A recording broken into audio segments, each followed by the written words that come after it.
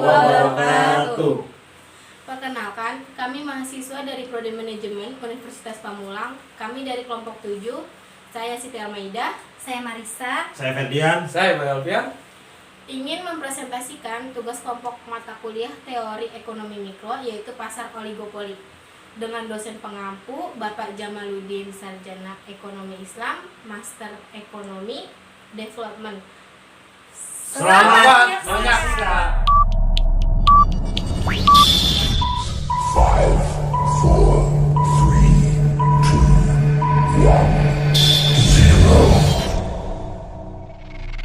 Yang pertama ialah pengertian pasar oligopoli. Istilah oligopoli berarti beberapa penjual. Beberapa penjual di dalam konteks ini maksudnya di mana penawaran satu jenis barang dikuasai oleh beberapa perusahaan.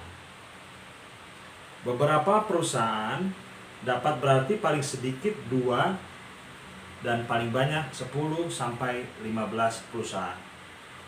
Pasar oligopoli merupakan suatu struktur pasar di mana hanya terdapat beberapa produsen yang menghasilkan barang-barang yang bersaing.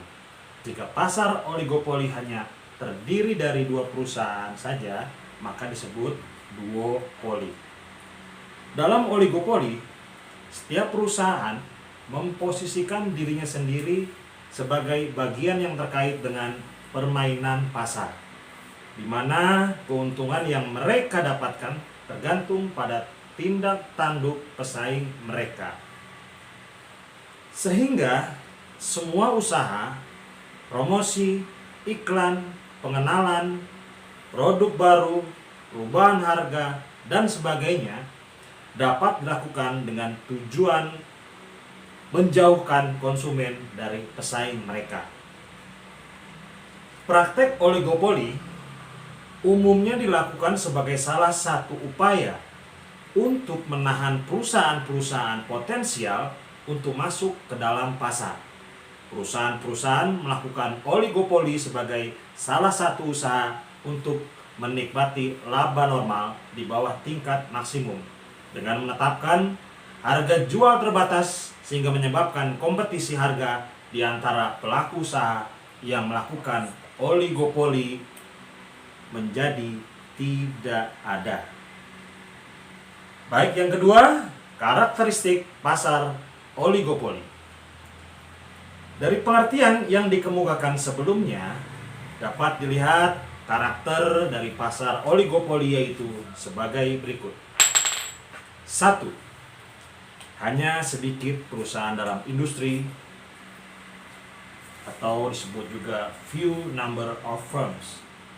Secara teoritis, sulit sekali untuk menetapkan beberapa jumlah perusahaan dalam pasar agar dapat dikatakan oligopoli.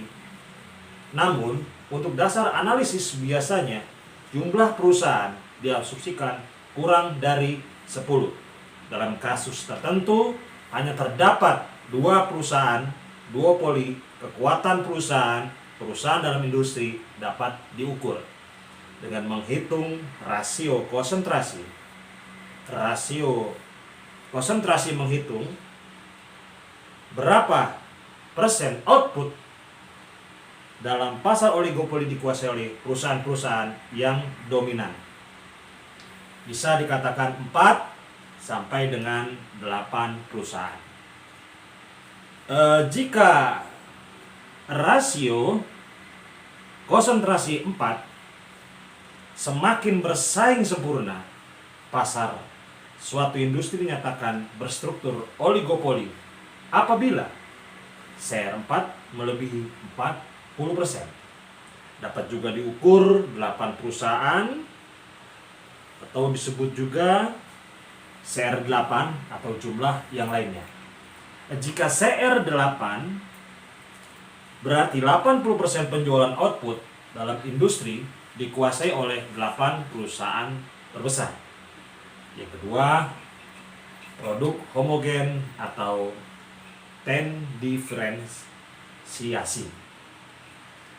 Dilihat Dari sifat output yang dihasilkan, pasar oligopoli merupakan penelitian antara persaingan sempurna dengan monopoli.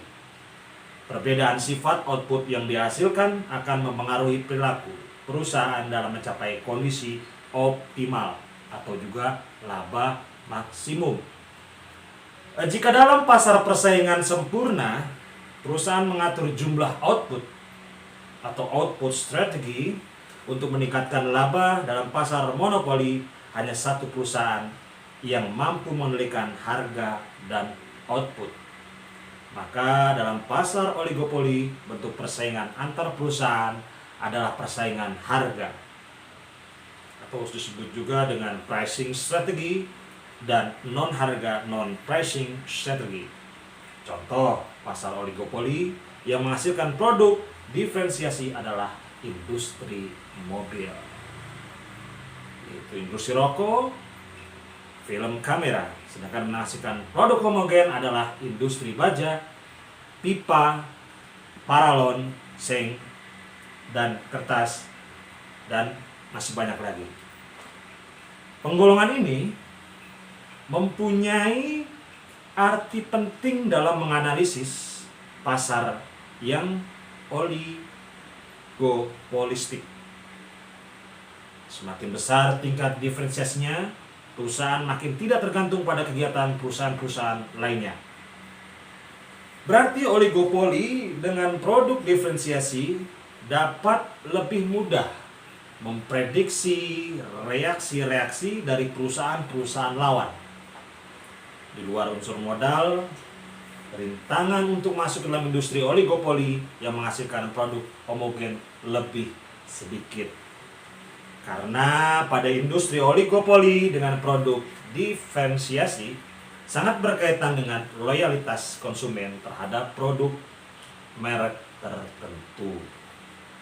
Yang ketiga, pengambilan keputusan yang saling mempengaruhi. Keputusan perusahaan dalam menentukan harga dan jumlah output akan mempengaruhi perusahaan yang lainnya, baik yang sudah ada maupun yang masih di luar industri. Karenanya, guna menahan perusahaan potensial untuk masuk ke dalam industri, perusahaan yang sudah ada menempuh strategi menetapkan harga jual terbatas yang membuat perusahaan menikmati laba super normal di bawah tingkat maksimum. Yang keempat, kompetensi atau kompetisi non harga. Dalam upayanya mencapai kondisi optimal, perusahaan tidak hanya bersaing dalam harga, namun juga non harga. Adapun bentuk-bentuk kompetisi non harga antara lain dapat berupa sebagai berikut. A. Pelayanan, purna jual, serta iklan untuk memberikan informasi. B. Membentuk citra yang terbaik terhadap perusahaan dan merek. C. Mempengaruhi perilaku konsumen.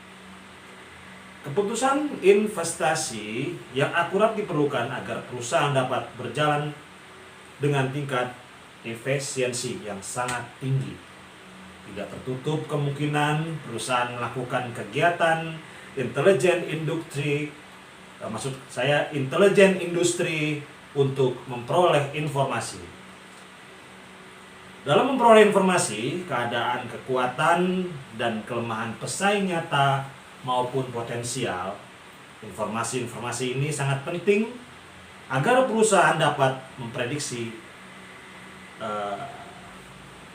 reaksi pesaing terhadap setiap keputusan yang diambil. Sebelumnya kita sudah membahas tentang karakteristik pasar oligopoli. Selanjutnya saya akan membahas tentang faktor-faktor penyebab terbentuknya pasar oligopoli. Ada dua faktor penyebab terbentuknya pasar oligopoli ini. Yang pertama itu efisiensi skala besar dan kompleksitas manajemen. Yang dimaksud dengan efisiensi skala besar ini, perusahaan-perusahaan yang bergerak di dalam industri. Contohnya mobil, semen, kertas, pupuk, dan peralatan mesin umumnya. Ini berstruktur oligopoli. Teknologi padat modal yang dibutuhkan dalam proses produksi menyebabkan efisiensi atau disebut biaya rata-rata minimum baru tercapai bila output diproduksi dalam skala sangat besar. Dalam industri mobil contohnya, skala efisiensi baru tercapai jika produksi mobil minimal 50.000 sampai 100.000 per tahunnya. Bila perusahaan memproduksi 3 jenis mobil contohnya, output minimal seluruhnya antaranya 200 sampai 300 unit per tahun. Selanjutnya, bila biaya produksi per mobil puluhan juta rupiah, maka dana yang dibutuhkan untuk memproduksi sebanyak ratusan miliar per tahunnya. Jika hitung dengan biaya investasi awal, maka perusahaan yang ingin memasuki industri mobil harus menyiapkan dana triliunan rupiah. Keadaan inilah yang menyebabkan pasar perusahaan-perusahaan pesaing itu tidak mengherankan jika pasar oligopoli ini hanya terdapat sedikit produsen saja. Sekarang saya akan menjelaskan tentang kompleksitas manajemennya. Berbeda dengan 3 struktur pasar lainnya, pasar pesaing sempurna, monopoli, pasar persaingan monopolistik, struktur pasar oligopoli ini ditandai dengan harga dan non harga. Maksudnya adalah perusahaan juga harus cermat, yang mana menghitung ulang setiap keputusan agar tidak menimbulkan reaksi yang merugikan dari perusahaan pesaing. Karena di dalam industri pasar oligopoli ini, kemampuan keuangan yang besar saja tidak cukup sebagai modal, melainkan perusahaan juga harus memiliki kemampuan manajemennya yang sangat baik agar mampu bertahan dari struktur industri yang persaingnya begitu banyak. Tidak banyak perusahaan yang memiliki kemampuan tersebut, sehingga pasar oligopoli ini hanya terdapat sedikit produsen. Sama halnya yang tadi efisiensi, skala efisiensi yang memiliki sedikit produsen. Selanjutnya saya akan membahas hubungan antara perusahaan-perusahaan dalam pasar oligopoli. Ada 2 macam hubungannya. Yang pertama itu oligopoli dengan kesepakatan dan oligopoli tanpa kesepakatan. Oligopoli dengan kesepakatan maksudnya adalah oligopoli yang biasanya berupa kesepakatan harga dan produksi. Sering juga disebut kolusi atau kartel dengan tujuan menghindari perang harga yang akan membawa kerugian bagi masing-masing perusahaan pada kondisi tertentu. Contohnya adalah produksi harga pada OPEC. Bentuk kesepakatan ini biasanya mengatur tentang banyaknya jumlah produksi yang dihasilkan oleh masing-masing perusahaan berikut dengan harga yang sama juga. Kesepakatan dalam jumlah produksi dapat berupa pembagian secara merata. Maksudnya adalah pembagian produksi yang didasarkan pada banyak dan jumlahnya permintaan efektif di pasar terhadap jumlah perusahaan yang dihasilkan produksinya yang sama. Pasar oligopoli tanpa kesepakatan adalah perusahaan dalam pasar oligopoli ini biasanya berupa perbedaan harga dan jumlah produk yang dihasilkan. Perbedaan harga dan jumlah produk ini dilakukan dalam rangka mendapatkan jumlah pembeli lebih banyak dari sebelumnya. Terdapat beberapa hal yang mungkin terjadi dalam persaingan ini sehubungan dengan tingkat harga dan jumlah produksi.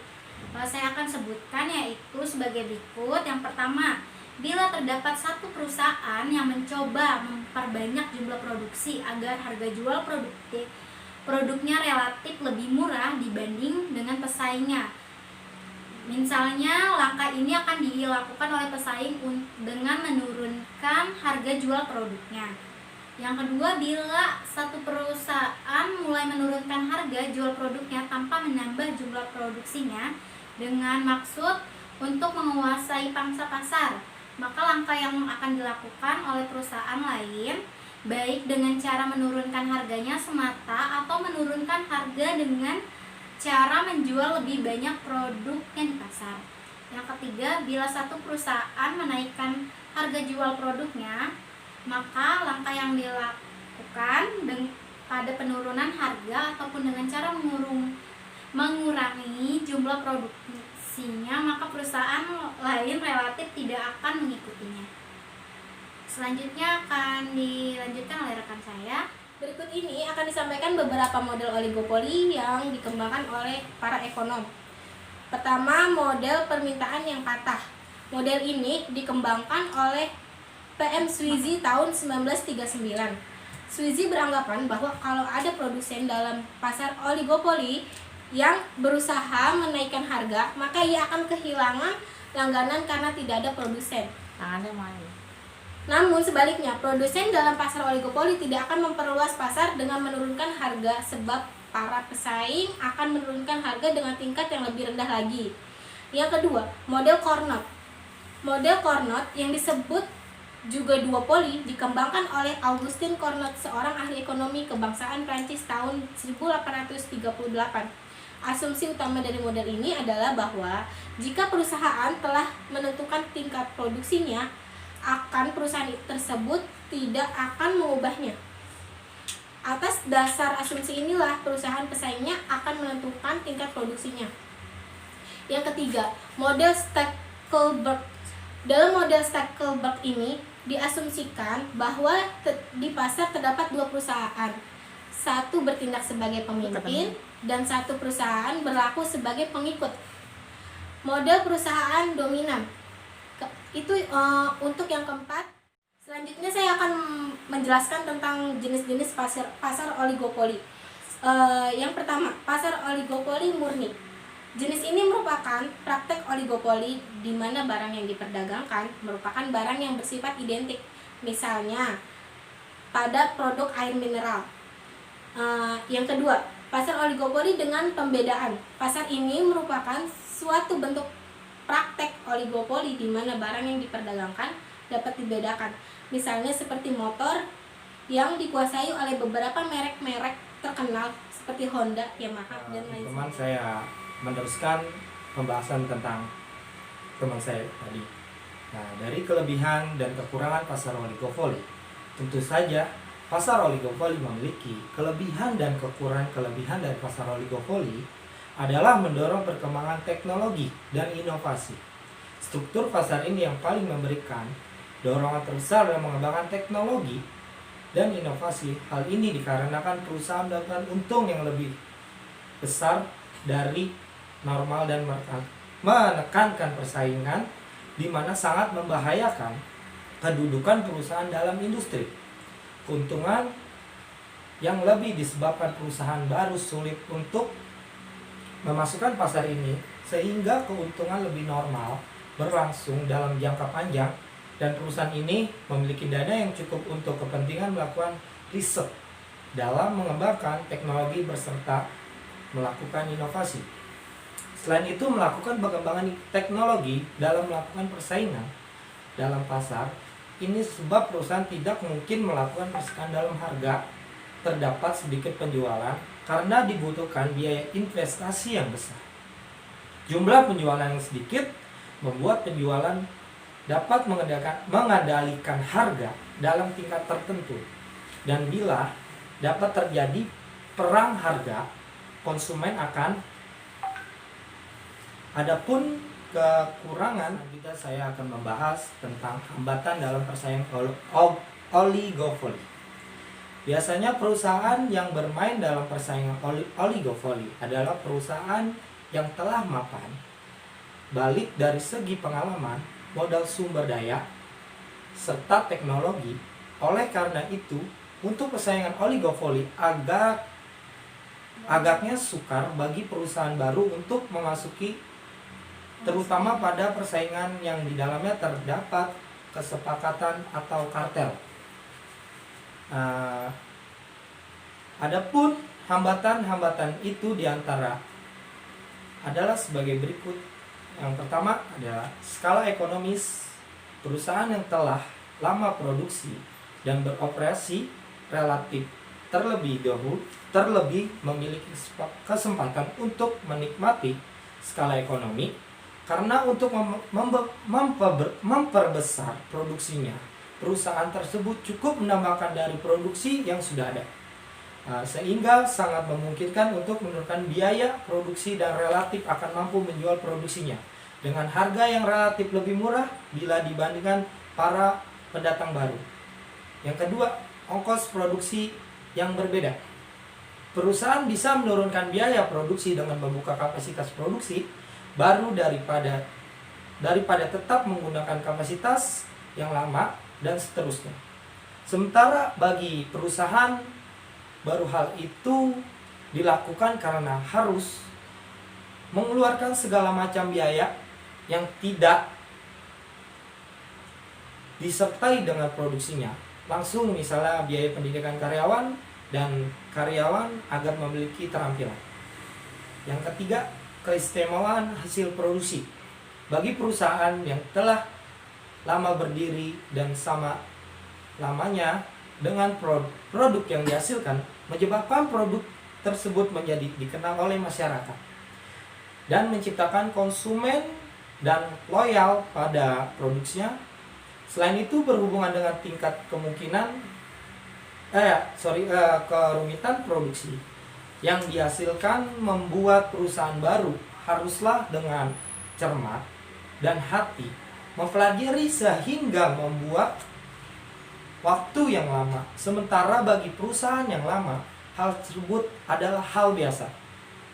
Selanjutnya, keistimewaan lain adalah perusahaan lama menghasilkan produksi yang berfungsi sama tetapi disesuaikan dengan tingkat pemakaian. Misal kayak Intel, perusahaan penghasilan prosesor terkenal sebelum bersaing dengan RX dan AMD dengan mengandalkan produksi yaitu Intel Pentium 1-4. Akan tetapi berhubungan banyak pemakai komputer atau bisa disebut PC hanya untuk menjalani operasi-operasi atau program biasanya seperti pengolahan data, spreadsheet, dan tampilan slide yang hanya membutuhkan prosesor biasa yang umumnya diisikan oleh RX dan AMD. Maka Intel pun membuat Celeron dengan harga relatif sama dengan persaingnya, namun dengan kemampuan sama dengan pendahuluan Pentium 1-4. Terima kasih. Dari semua yang sudah kami presentasikan, saatnya kesimpulan. Kesimpulan yang pertama akan disampaikan oleh rekan saya. Pasar oligopoli adalah pasar persaingan tidak sempurna. Kenapa disebut demikian? Karena di dalam pasar tersebut jumlah produsen dan pedagang tidak sebanding dengan jumlah pembeli atau konsumen. Nah, untuk kelanggengan usaha pasar oligopoli, aktivitas pemasaran dan promosi produk harus terus ditingkatkan. Pasar jenis ini merupakan wadah transaksi jual beli produk yang memang tidak sempurna, tetapi persaingannya sangat ketat. Oleh karena itu, pasar oligopoli ini produsennya sangat sedikit. Sekian kesimpulan dari kelompok 7. Kurang lebihnya mohon maaf. Semoga bermanfaat. Billahi taufik wal hidayah. Wassalamualaikum warahmatullahi wabarakatuh.